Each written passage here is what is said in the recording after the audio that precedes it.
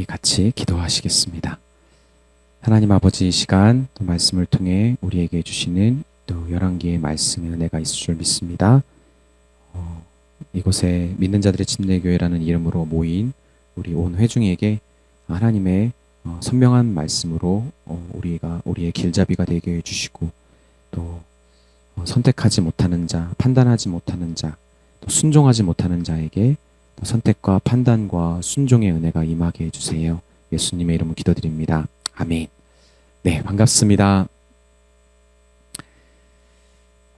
네, 우리 북이스라엘의 아합 시대에 하나님의 선지자였던 엘리사가 쓰임받는 그런 사건들을 계속 보고 있습니다. 그 아합 시대는 영적으로 가장 어두웠죠. 그런데 하나님은 어두웠던 만큼 가장 놀랍고 능력이 있었던 엘리야를 사용하십니다. 심지어 엘리야는 구약의 선지자들 중에서 가장 뛰어난 선지자였던 것 같습니다. 이것을 볼 때 하나님은 이 북이스라엘을 향한 이 하나님의 마음, 그리고 그들이 정말 여호와의 신앙으로 회복하기를 바라는 하나님의 마음이 진심이라는 것을 우리는 알 수 있는 것입니다. 이스라엘 나라에 가뭄을 내리셨을 때 하나님의 특별한 돌보심을 받았던 이 하나님의 사람, 시돈 사르밧 과부와 그의 아들을 살리고 바알 선지자 450명과 1대 450의 맞짱을 떴던 이 놀라운 능력의 선지자.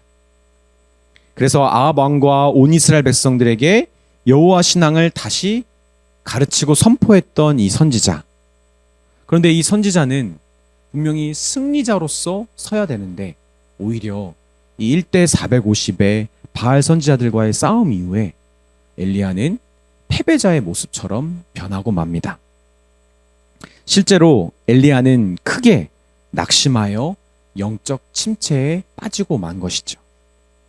우리 주 안에 사랑하는 여러분, 눈에 보이지 않고 또 손에 잡히지 않는 영적인 신앙생활은 항상 보장되지 않습니다. 그래서 처음부터 대단한 믿음 없고요. 그리고 항상 좋은 믿음은 없습니다. 믿음으로 사는 인생은 언제나 모험과 도전으로 가득합니다. 따라서 신앙인들에게 찾아오는 이런 영적 침체를 낯설게 우리가 반응해서는 안 됩니다. 오히려 반드시 때가 오면 찾아오는 여행자처럼 우리는 여겨야 되고요.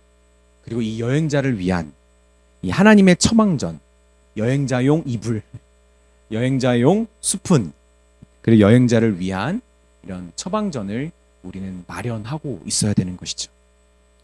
큰 절망에 사로잡힌 엘리야 선지자를 다루시는 오늘의 말씀을 통해서 단순히 한 신앙인의 치료와 회복을 넘어 하나님이 당신의 신실한 일꾼을 사용하시는 하나님의 방법을 우리는 좀 배워봤으면 좋겠습니다.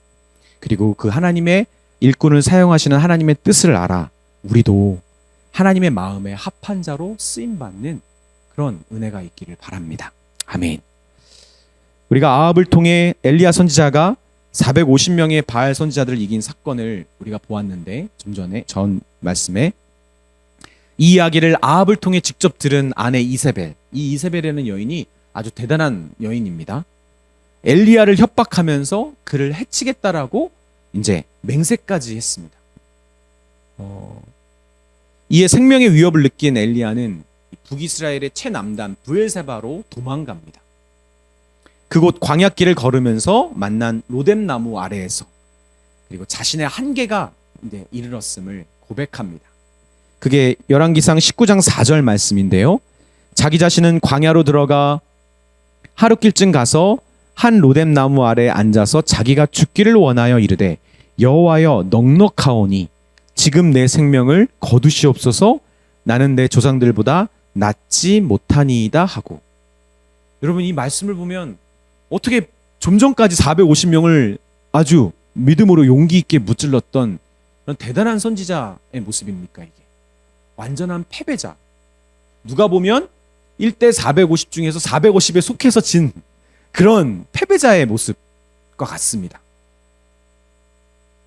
지금 엘리야가 말하는 것을 잘 보면 그는 그동안 하나님께서 그를 통해 이루신 모든 사역을 부정하고 있습니다. 낙담에 갇혀서 그동안 해왔던 자신의 사역들이 하나님께 그 어떤 유익도 끼치지 못했다라고 지금 이렇게 생각하고 말하고 있는 겁니다. 하나님은 이렇게 스스로 잘못된 판단을 내리고 있는 엘리야를 향해 그래서 거기서 나오라 라고 말씀하시는 겁니다. 거기서 나와라. 너가 부정하고 있는 그 자리에서 나와라. 그러니까 하나님의 사람은 이런 절망의 늪에 계속 머물 수 있는 사람이 아닙니다. 절망의 늪에 빠진다 할지라도 반드시 거기서 하나님이 나오게 하십니다. 그게 하나님의 사람의 특징이죠. 천사를 통해 2번이나 이렇게 낙담한 엘리야를 먹이시고 어루만지시는 하나님을 오늘 성경은 보여주면서, 그리고 그 하나님이 2번이나 어찌하여 너가 여기 있느냐, 너가 어찌하여 이렇게 절망의 늪에 계속 있느냐라고 말씀하시면서 그거 서둘러 그 자리에서 나오기를 하나님은 바라시는 거죠. 열왕기상 19장 9절과 13절을 보면 2번이나 하나님은 반복하십니다. 엘리야가 그곳 굴에 들어가 거기서 머물더니 여호와의 말씀이 그에게 임하여 이르시되 엘리야야 내가 어찌하여 여기 있느냐.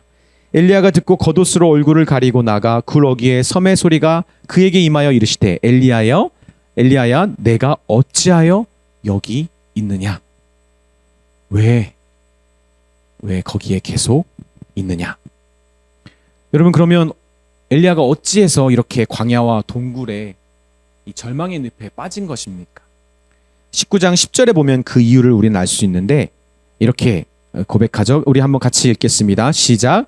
그가 대답하되 내가 만군의 하나님 여호와께 열심히 유별하오니 이는 이스라엘 자손이 주의 언약을 버리고 주의 제단을 헐며 칼로 주의 선지자들을 죽였으며 오직 나만 남았거늘 그들이 내 생명을 찾아 빼앗으려 하나이다. 지금 엘리야가 뭐라고 고백하는 거냐면 이스라엘 백성들이 그동안 선지자들을 박해했는데 자기도 예외 없어서 이렇게 도망치는 겁니다 라고 말합니다. 이게 맞는 말인 것 같거든요. 근데 자세히 보면 사실은 엘리야가 도망친 이유는 뭐죠? 엘리야는 그러면 예전에는 이런 죽음의 위협이 없었나요? 언제나 환호받고 아합 왕에게 환대받았던 사람인가요? 아니요. 예전에도 그런 위협과 그런 선지자들을 향한 늘 경계와 그런 공격은 있었습니다. 그런데 갑자기 자기에게 찾아온 절망과 두려움이 자기를 엄습했다는 것, 거기에 자기가 무너졌다라는 것을 솔직하게 인정하고 있지 못하는 겁니다. 그래서 19장 4절에 보면 여호와여 넉넉하오니, 그쵸? 이 영어 성경으로는 enough라고 얘기해요. 충분합니다. 그만. 이제 그만 됐습니다. 하나님 충분합니다. 그리고 방금 전에 우리가 읽던 10절에 여호와께 나는 enough합니다. 나는 충분합니다. 하나님. 그리고 10절에 보면 나의 열심히 유별합니다. 나는 정말 열정이 넘쳤습니다. 하나님. 이렇게 엘리야가 이렇게 고백하는 이유가 뭘까요?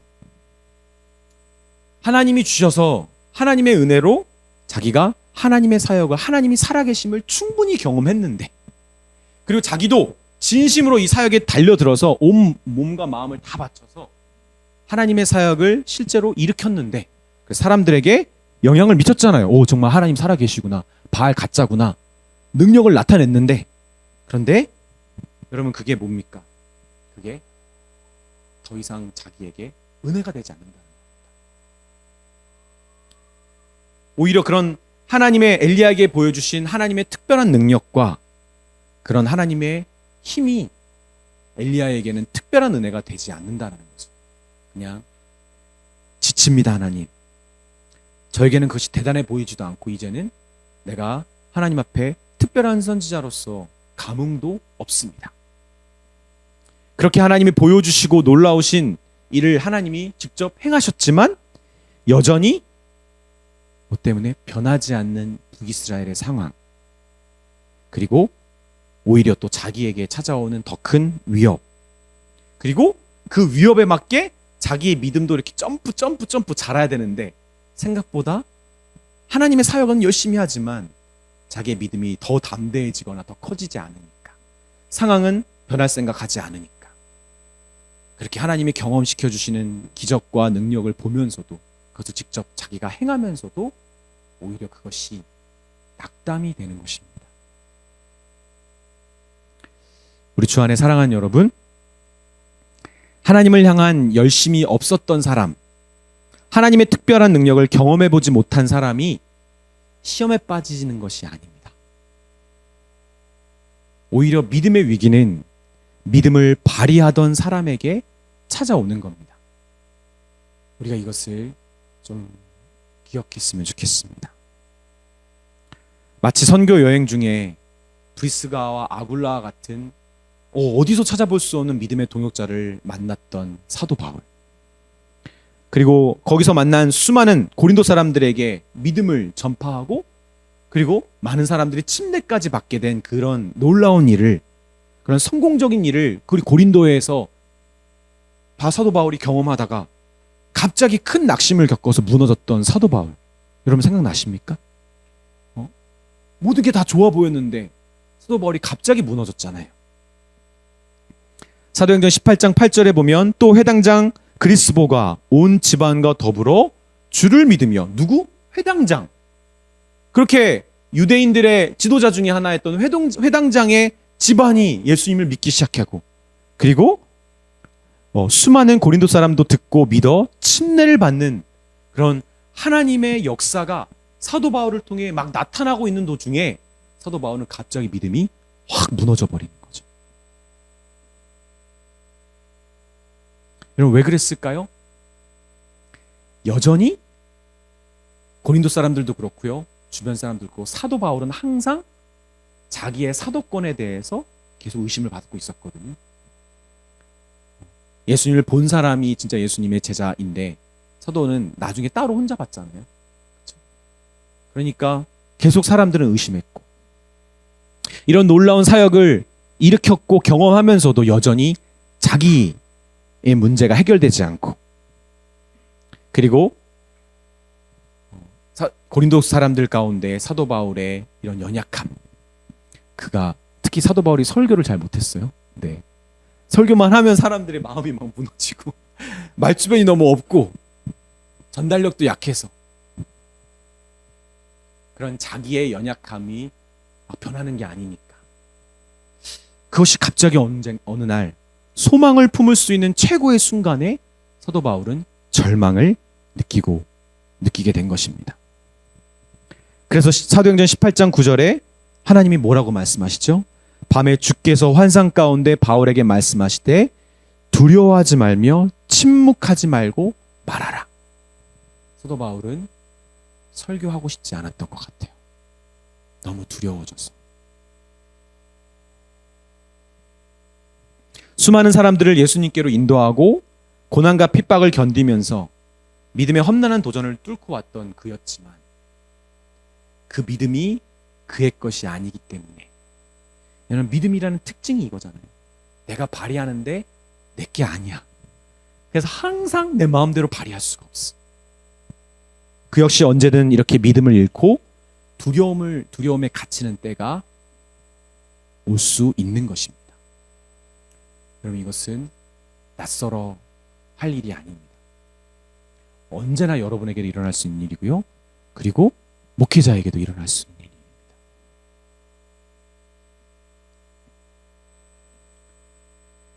우리는 자꾸 겉으로 엘리야처럼 포장하죠. 다른 이유들로 자꾸 얘기를 해요. 근데 여러분, 우리 절망에 빠지는 이유는 사실 잘 들어가 보면 여전히 믿음에 대해서 우리가 오해하고 있고요, 그리고 자기의 믿음, 결국은 내가 능력을 발휘하는, 하나님이 아니라 내가 뭔가 대단한 사람이 되고 나에게 걸리적거리는 모든 것들이 다 해결되는, 내가 나를 보장할 수 있는 나의 믿음을 고집하고 싶은 우리 중심적인 죄악이 사실 우리 스스로를 두렵게 만들 거, 여러분 그겁니다. 우리는 언제나 하나님이 주시는 믿음을 의지하면서 그렇게 나의 어떠함이 아니라 하나님을 의지하며 살아가야 되는데, 우리는 쉽게 그렇게 믿음을 믿음의 방향을 잃어버리는 것입니다. 근데 여러분, 그때 그렇게 절망 중에 있는 엘리야를 향해 하나님은 어떻게 하셨죠? 하나님은 그 갇힌 생각과 잘못된 판단을 꾸짖으시기보다, 그리고 들춰내시기보다, 너 사실은 너 그거 아니잖아, 너 솔직하게 말해봐, 너 두려웠지? 이세벨 두려웠지? 너 뭐 다른 선지자들 얘기를 왜 해? 너 그거 다 핑계잖아. 예전에 그런 어려움 없었어? 근데 왜 갑자기 그런 핑계를 대? 하나님 그렇게 따지지 않으셨어요. 먼저 하나님 뭐 하셨죠? 그의 지친 마음과 몸을 달래주십니다. 열왕기상 19장 5절에 보면 로뎀나무 아래에 누워 자더니 천사가 그를 어루만지며 그에게 이르되 일어나 먹으라 하는지라. 여러분, 이렇게 상한 그의 심령과 무너진 믿음을 돌보시는 하나님의 사랑이 여러분 놀랍지 않습니까? 그런데 한 번만이 아니었어요. 열왕기상 19장 6절 7절에 보면 본즉 머리맡에 숯불에 구운 떡과 한 병 물이 있더라. 이에 먹고 마시니 다시 마시고 다시 누웠더니 여호와의 천사가 또다시 와서 어루만지며 이르되 일어나 먹으라. 내가 갈 길을 다 갖지 못할까 하노라 하는지라. 하나님은 그가 기력을 다시 찾아서 하나님의 산 호렙, 예비된 회복의 자리로 이끌어 주시도록 여러분 하나님이 이렇게 도와주신 겁니다. 그래서 19장 8절에 보면 이에 일어나 먹고 마시고 그 음식물에 힘을 의지하여 40주 40야를 가서 하나님의 산 호렙에 이르니라. 여러분, 하나님의 이런 돌보시는, 어루만지시는 하나님의 사랑이 없었더라면 엘리야는 아마 여기서 무너졌을 겁니다. 하나님 만약에 여기서 한마디라도 딱 네가 선지자냐? 딱 그 얘기 한번 하셨다면, 네가 목사냐? 네가 그리스도인이냐? 라고 딱 한마디 딱 던지셨다면 거기서 엘리야는 끝났을 거예요. 근데 저는 여기서 한편으로 엘리야가 부러운 게 도망갈 수 있는 게 참 부럽다. 목사도 도망가고 싶다. 그렇죠? 어느 날 주일날 안 나타나고, 그렇죠? 그럴 수 있으면 좋겠다. 그런 의사분들도 제가 의사 드라마를 보니까 그런 일이 있더라고요. 의사 전공이 1년차, 2년차 때 그렇게 의사들이 잠수를 탄대요. 너무 힘드니까. 그래서 의사들이 돌아가면서 이제 그 순찰이 아니죠. 잡아오는 그런 조가 있다고 하더라고요. 왜냐면 자기가 살려고. 이 인간이 안 돌아오면 내가 힘드니까 가서 잡아온다고 하더라고요. 목사가 도망갔을 때 목사를 잡아오는 성도들, 그죠? 근데 너무 부럽더라고요. 도망갈 수 있을 때 있다는 선지자의 이 삶이 참 부럽다. 그죠? 목사가 만약에 주의를 빼먹고 도망가면 다시 잡아오기는커녕 바로 교체해야죠. 그죠? 자격이 없는 거지. 근데 여러분, 하나님은 그렇게 하지 않았어요. 하나님은 저의 인생에서 단 한 번도 하나님의 음성을 통해서, 혹은 어쩌면 내 인생의 가장 큰 동반자인 제 아내를 통해서 당신은 자격이 없습니다라는 말을 듣게 하지 않으셨어요. 오히려 내 마음의 정직한 고백이 하나님 제가 자격이 없습니다. 나를 고백하게 하셨지, 하나님이 단 한 번도 하나님의 사람을 향하여 너는 자격이 없다라고 말씀해 주시는 적이 없는 거예요.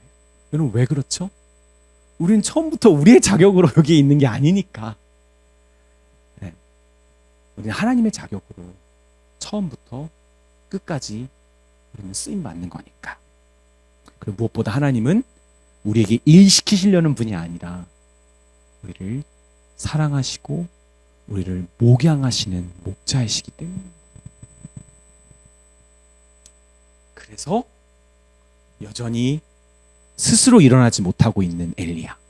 기력은 찾았지만 여전히 그 절망의 자리에서 벗어나지 못하고 있는 엘리야를 향하여 하나님은 계속 부르십니다.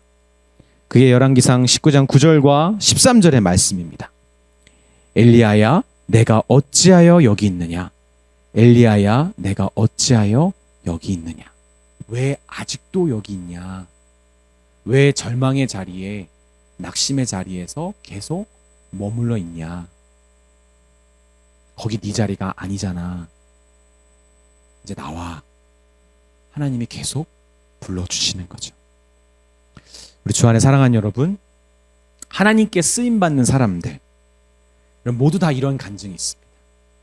도망갔다가 스스로 내가 자격이 없다라는 것을 깨닫고 절망하며 좌절했다가 먼저는 하나님의 돌보시는 하나님의 손길을 경험합니다.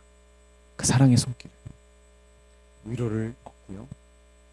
그러나 그것만이 아니죠. 여전히 스스로 일어나지 못하는 우리를 향해 하나님은 사랑의 음성을, 부르심의 음성을 들려주시는 거죠. 이제 일어나 여기를 떠라. 여긴 너가 있을 곳이 아니다. 여러분, 우리는 믿음이라는 것을 사용하고 있기 때문에 우리는 부작용이 항상 있습니다. 하나님의 돌보심과 그리고 부르심은 모두 절망의 늪에서 우리를 머물지 못하게 하는 하나님의 인도하심입니다. 믿음이라는 아주 위험한 도구를 사용하는 우리에게 꼭 필요한 게 이거예요. 하나님의 돌보심과 하나님의 부르심이 이 믿음을 가지고 하나님께 나아가는 사람들에게 꼭 필요한 겁니다. 우리는 하나님의 동역자이기 전에 하나님이 돌보시는 양으로서 우리의 지친 심령을 어루만지시고 그리고 채워주시는 하나님의 손길을 경험해야 합니다. 그리고 절망의 늪에서 스스로 나오지 못하는 우리를 깨워주시는 하나님의 그 부드러운 음성을, 부르시는 음성을 여러분 들어야 합니다. 여러분 들으셨나요? 여러분 그것을 듣고 일어나 그 절망의 자리, 낙심의 자리에서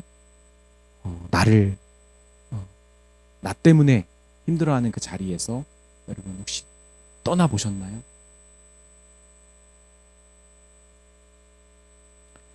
너가 어찌하여 여기 있느냐? 라는 이 하나님의 말씀을 통해 자기의 잘못을 인정하지도 깨닫지도 못한 채 이렇게 하나님이 허락하신 은혜를 부정한 것으로 여기는 그 어리석은 우리의 마음을 우리가 일깨워야 합니다. 그래, 내가 있을 곳은 이렇게 불만족하는 자리가 아니다. 그래, 내가 있을 곳은 자꾸 내 능력이 한계가 있어서 거기에 속상하는 그 자리가 아니다. 내가 있을 곳은 하나님이 나의 능력과 자격에 상관없이 나를 사용하시는 그 은혜의 자리, 그 은혜를 누리는 자리다. 그럼 우리의 마음이 이렇게 우리가 있어야 될 곳을 바르게 찾아가는 그런 은혜가 있었으면 좋겠습니다. 하나님의 사람들은 이 절망의 늪의 영구 체류자가 아닙니다. 우리는 임시 거주자, 그냥 방문자일 뿐입니다. 잠깐만 갔다 오십시오. 우리가 이렇게 거하는 곳이 얼마나 소중하고 아름답고 그리고 은혜로 사는 삶이 얼마나 기쁜 것인지를 맛보아 알 수 있을 정도로 여러분 낙심할 때, 절망할 때 잠깐만 갔다 오십시오.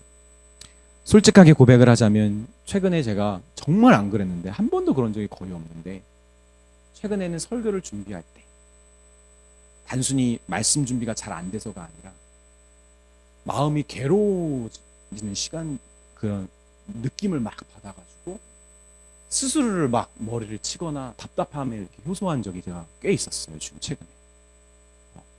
근데 그것이 때로는 저에게 되게 절망으로 다가올 때도 있고요, 두려움으로 올 때도 있습니다. 하나님이 말씀의 은혜를 닫으신 건 아닌가, 그리고 혹은 내 한계에 부딪힌 것은 아닌가, 여러 가지 다른 문제들로 인해서 내가 이렇게 뭔가 갇혀버린 것은 아닌가 라고 하는 절망에 빠질 때가 있습니다. 그러나 동시에 그곳에서 하나님이 저를 건져주시는 하나님의 음성을 듣기도 합니다.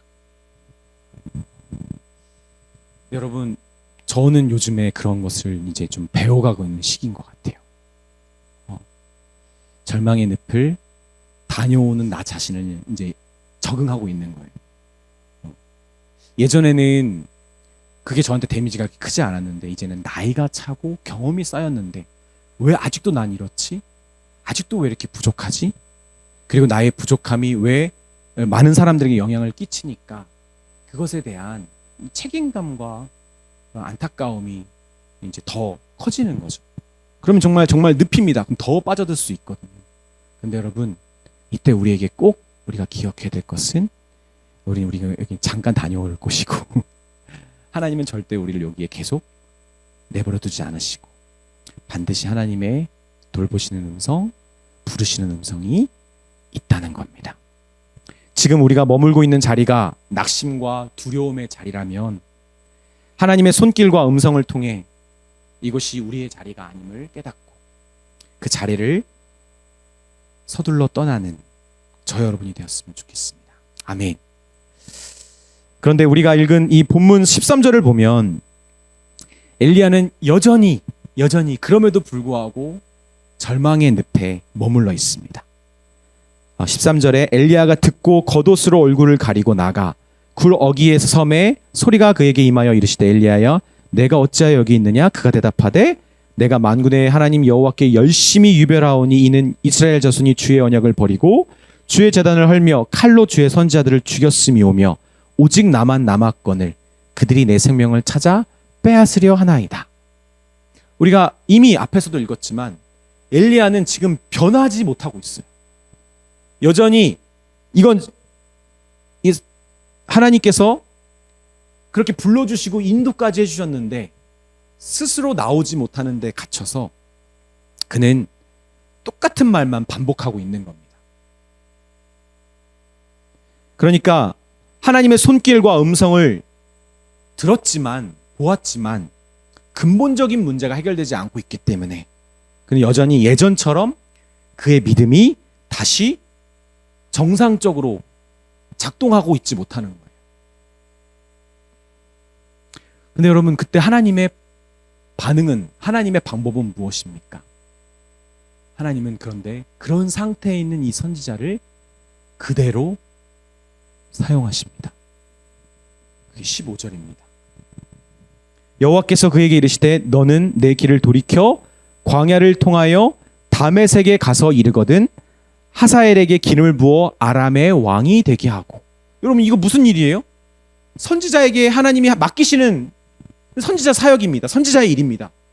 근데 아직 엘리야는 지금 이 절망의 늪에서 나온 것도 아니고 안 나온 것도 아닌 애매한 상태, 여전히 완전히 회복되지 않은 상태에 갇혀 있는데 하나님은 그것에 개의치 않으시고 이 선지자의 사역을 그냥 이에게 그대로 똑같이 던지십니다. 여러분, 왜 그렇죠? 왜 하나님 이렇게 하실까요?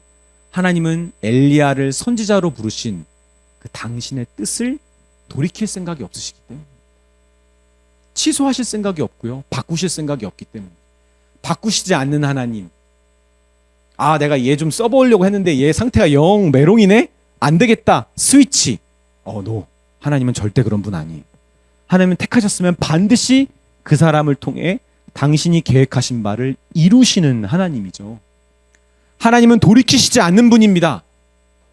그래서 처음에 세우셨던 엘리야를 통한 하나님의 사역의 뜻을 하나님은 그대로 행하시는 거죠. 그러니까 여러분, 하나님의 사람은 어떤 사람입니까? 하나님의 사람은 어떤 사람이죠? 하나님의 사람도 내가 가야 될 길을 제대로 가지 못하고 반대로 도망칠 수 있어요. 이렇게 엘리야 도망쳤잖아요. 너무 부러운 사람입니다. 도망칠 수 있어요. 그런데 하나님의 사람은 자기는 돌이켜도 절대 돌이키지 않은 하나님 때문에 다시 돌아오게 되는 사람입니다. 이게 하나님의 사람의 특징이에요.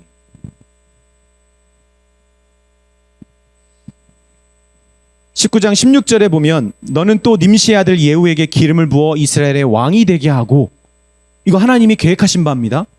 또 아메모올라 사밧의 아들 엘리사에게 기름을 부어, 엘리야의 후계자잖아요. 너를 대신하여 선지자가 되게 하라. 여러분, 오해하지 마세요. 바꾸겠다는 말 아닙니다. 하나님이 계획하신 승계 작업을 진행하겠다는 거예요. 똑같이. 그리고 17절에 하사엘의 칼을 피하는 자를 예후가 죽일 것이요 예후의 칼을 피하는 자를 엘리사가 죽이리라. 나는 여전히 너를 통해 내가 계획한 바를 이루어 갈 테니 따라와라. 하나님이 하시는 거죠. 네, 여러분, 우린 여기서 한번 말씀을 유심히 살펴봐야 합니다. 여러분, 엘리야는 어쩌면 완전히 예전처럼 회복하지 못할 수 있습니다. 왜냐하면 그 역시 유한한 사람이고요.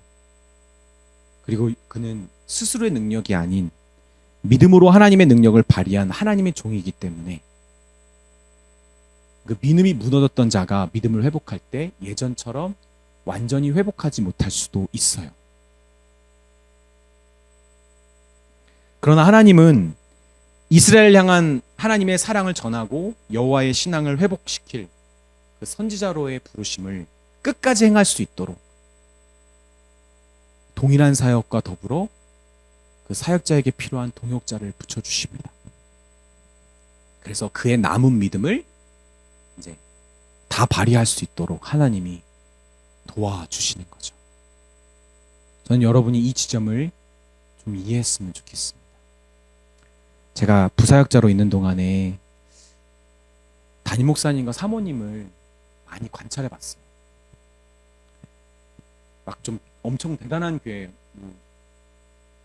수천 명 있는 교회는 딱 한 번 다녀봤지만 그때는 제가 청년 때라서 그렇게 담임 목사님과 사모님을 가까이 갈 수도 없고 알 수도 없는 때라서 그건 상관없고 딱 적당하게 이렇게 가족 같은 교회, 그러니까 한 300~400명이 가족 같은 교회는 아닌가?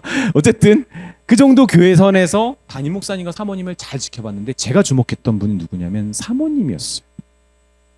예전의 목회자들은 막 이렇게 막 교회가 너무 커가지고 막 사람들에게 막 이렇게 막 높임을 받는 그런 목회자들 말고요. 일반적인 목회자 사모님들은 항상 말하면 안 되고 참아야 되고 어려운 성도들을 도와줬다가 뒤통수 맞고 그런 일들을 비일비재하게 당하시는 분들이 많았거든요. 사모님을 유심히 보니까 사람에 대한 상처가 보이는 거예요.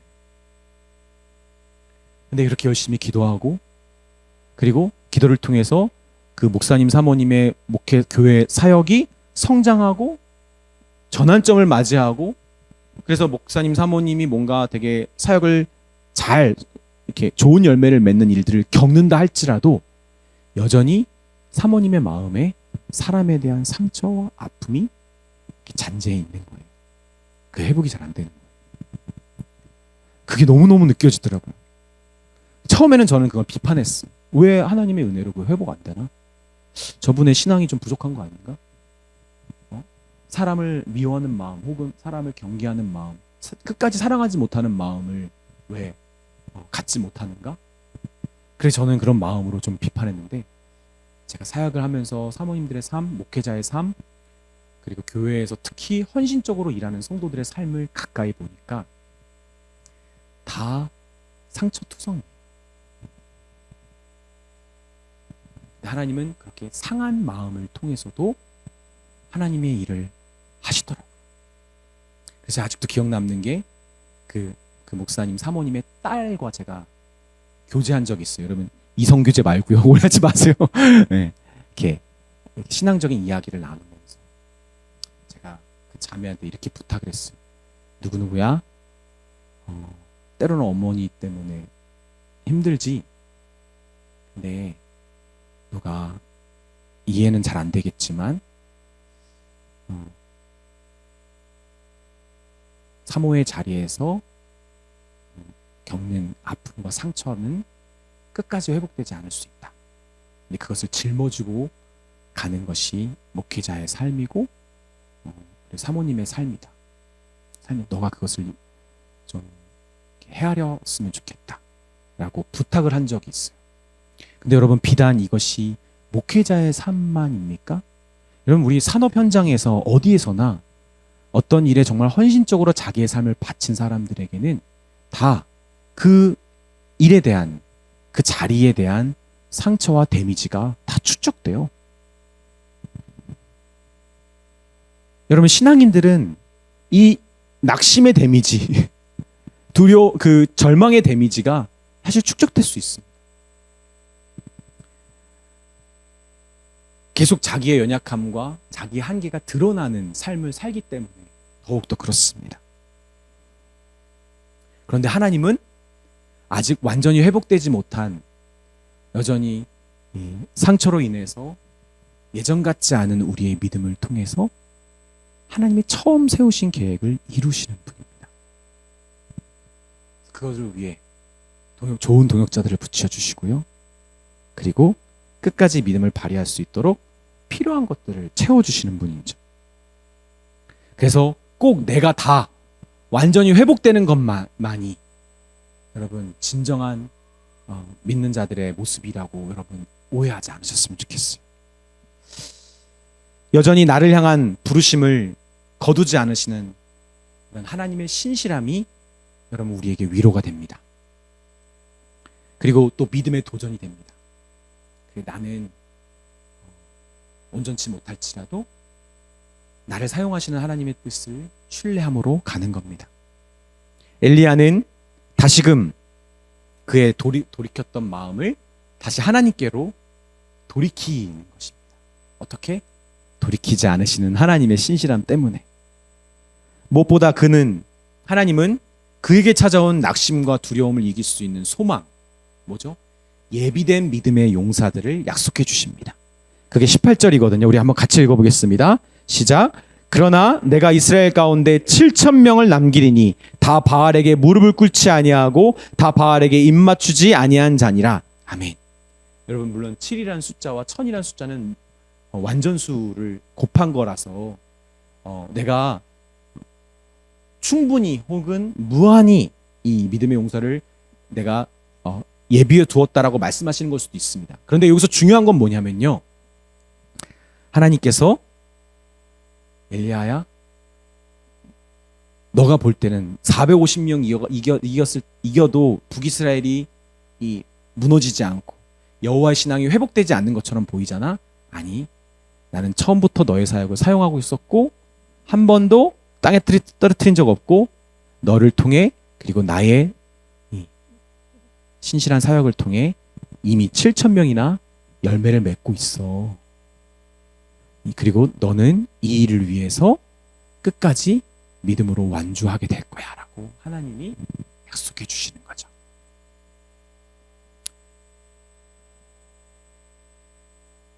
두려움에 휩싸이며 소망이 아닌 절망으로 사역을 멈춰야 됐던 여러분 사도 바울에게도 동일한 말씀을 주셨던 거 여러분 기억나세요? 18장 10절입니다. 우리 한번 같이 읽겠습니다. 시작. 내가 너와 함께 있음에 어떤 사람도 너를 대적하여 해할 자가 없을 것이니 이는 이 성중에 내 백성이 많음이라 하시더라. 아멘. 여러분 믿음의 사람들은요,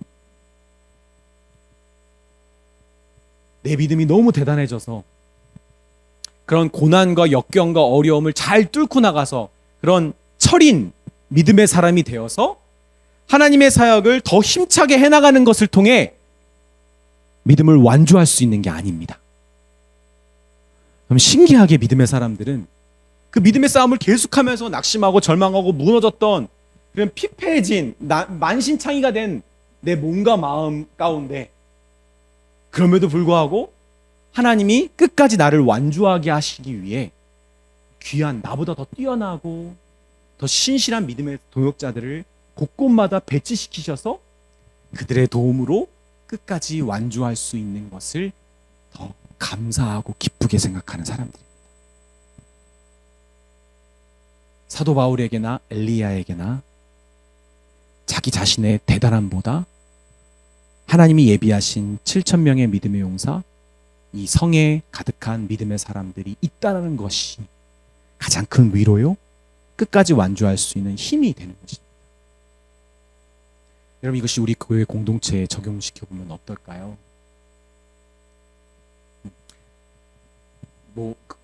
우리 동일하진 않지만 목회자가 말씀을 잘 전하고 막 은혜롭게 잘 전했는데 성도들이 별로 반응이 없고 열매가 없어요. 목회자는 점점점 추락하고 점점점 힘을 잃어가는데 오히려 하나님이 성도들에게 은혜를 부어주셨어요. 목회자가 개떡같이 바래도 찰떡같이 알아들었어. 네. 목회자는 삽질하지만 성도들은 하나님 앞에 올바로 사역했어. 교회가 성장하는 거. 여러분 이거 잘못된 겁니까? 아니요. 정말 교회 안에서 일어날 수 있는 일이에요. 우리 한 사람이 무너지고 힘들어서 완전히 회복하지 못할지라도 그를 도울 수 있는 믿음의 사람들이 그를 통해 혹은 다른 누군가를 통해 하나님이 예비시켜 두셨어. 그렇게 같이 함께 동역하게 되는 그 은혜가 저는 정말 믿음의 사람들이 이 믿음의 완주를 하는 그 진짜 은혜라고 믿습니다. 주 안에 사랑하는 여러분, 우리는 그 낙심과 절망의 자리, 두려움의 자리에서 우리는 떠나야 합니다. 그것은 우리가 계속 거할 곳이 아니라 잠깐 갔다 올 곳입니다. 너무 그곳을 이제 안 가려고 하는 것도 문제이긴 한데, 여러분 잘 다녀올 수 있도록 준비 좀 하십시오. 왔구나. 내가 갔다 와야 될 때가 왔구나. 또 내가 좀 뭔가 해보려고 하다가 나는 또 갔다 와야 되는구나. 여러분 갔다 오십시오. 그 대신 혼자 가지 마시고 얘기하고 가십시오. 제가 좀 요즘 힘듭니다. 그렇게 그 낙심의 자리에서 하나님의 손길과 하나님의 음성을 경험하는 여러분이 되었으면 좋겠습니다. 또한 주 안에 사랑하는 여러분, 우리는 이 낙심의 자리에서 스스로 회복하지 못하는 그런 어려움에 갇힐 때, 완전히 예전처럼 회복하지 못할 때, 그럼 두려워할 필요가 없습니다. 하나님은 그럼에도 불구하고 우리를 쓰시겠다라고 하는 하나님의 뜻을 돌이키지 않으십니다. 우리가 우리의 마음을 돌이켜서 하나님께로 향하기만 하면 됩니다. 하나님은 우리가 믿음의 완주를 할 수 있는 믿음의 동역자들을 이미 준비해 가고 있습니다. 그럼 우리 이것을 기쁨으로 맞이했으면 좋겠습니다. 우리가 연약해질 때, 우리가 낙심할 때 이렇게 우리를 돌보시는 하나님의 손길과 하나님이 예비하신 하나님의 믿음의 선물들, 동역자들을 통해 다시금 끝까지 믿음의 완주를 할 수 있는 저와 여러분이 되었으면 좋겠습니다. 아멘.